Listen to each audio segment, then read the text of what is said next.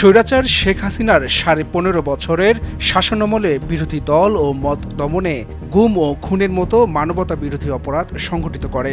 এমন অসংখ্য ঘটনার মধ্যে আলোচিত বিএনপির সাংগঠনিক সম্পাদক ও সিলেট জেলা বিএনপির সভাপতি এম ইলিয়াস আলীর অপহরণের ঘটনা। ইলিয়াস আলী কি বেঁচে আছেন নাকি শিকার হয়েছেন হত্যাকাণ্ডের?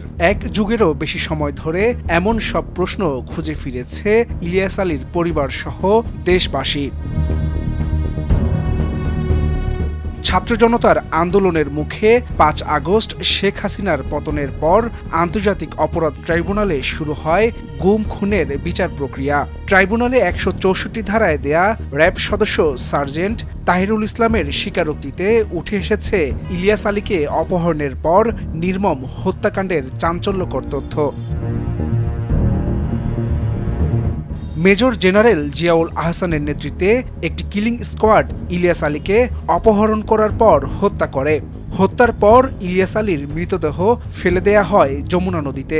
এই চাঞ্চল্যকর অপহরণ ও হত্যার নির্দেশদাতা ছিলেন তৎকালীন প্রধানমন্ত্রী শেখ হাসিনা।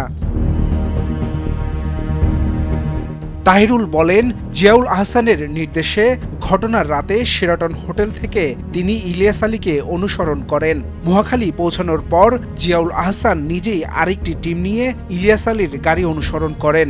ইলিয়াস আলীর গাড়ি বনানীর ২ নম্বর সড়কের বাসার সামনে পৌঁছানোর আগেই সাউথ পয়েন্ট স্কুলের সামনে থেকে তাকে তুলে নেওয়া হয়।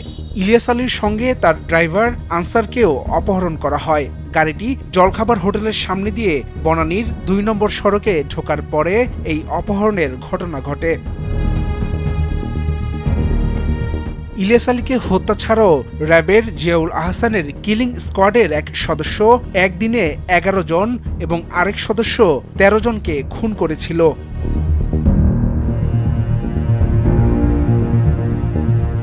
জিয়াউল আহসান তখন র্যাবের কর্মকর্তা ছিলেন। বর্তমানে তিনি জেলে আটক রয়েছেন। আন্তর্জাতিক অপরাধ ট্রাইব্যুনাল ও গুম তদন্ত কমিশন সূত্রে আরও জানা গেছে, ইলিয়াস আলীকে অপহরণের সঙ্গে জড়িত ২ জন সেনা সদস্য বর্তমানে সেনাবাহিনীতে রয়েছেন।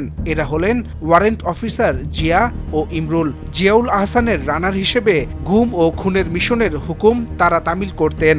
খুনিচক্রের সদস্য হিসেবে চিহ্নিত হওয়ার পর গুম তদন্ত কমিশন ও আন্তর্জাতিক অপরাধ ট্রাইব্যুনালের তদন্ত টিমের সুপারিশের প্রেক্ষিতে সেনাবাহিনী এই ২ সদস্যকে ক্লোজড এবং অন্তরীণ করেছে বলে সংশ্লিষ্ট সূত্র নিশ্চিত করেছে। ২০১২ সালের ১৭ এপ্রিল সন্ধ্যার পর দলীয় নেতাকর্মীদের নিয়ে ইলিয়াস আলী সভা করেন তৎকালীন শেরাটন হোটেলে, যা বর্তমানে ইন্টারকন্টিনেন্টাল হোটেল।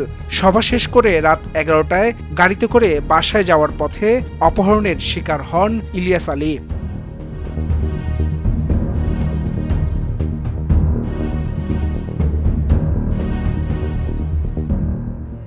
হাসান শাব্বির, ভোরের কাগজ।